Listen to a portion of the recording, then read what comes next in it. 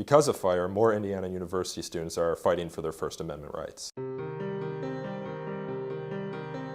My name is Nico Perino. I go to Indiana University.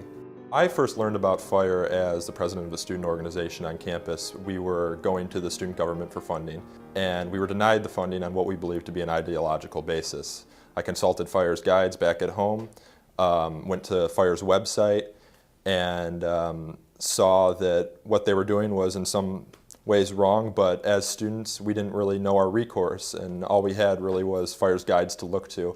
So I learned a little bit more about fire, and I ended up interning with them that following summer because I became so interested in the work that they were doing.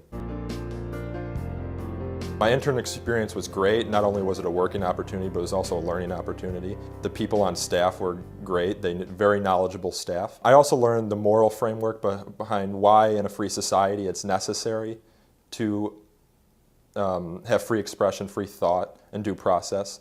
I learned that truth cannot be found unless you have a free marketplace of ideas. I went back to campus with far more knowledge than I had anticipated going into the internship, and I felt prepared to fight speech codes back on campus. My advice for students that are trying to change their speech codes on campus are that unless you have an angle or you have a case, that you really need to ruffle some feathers in the press. I think the press is your ally in this case.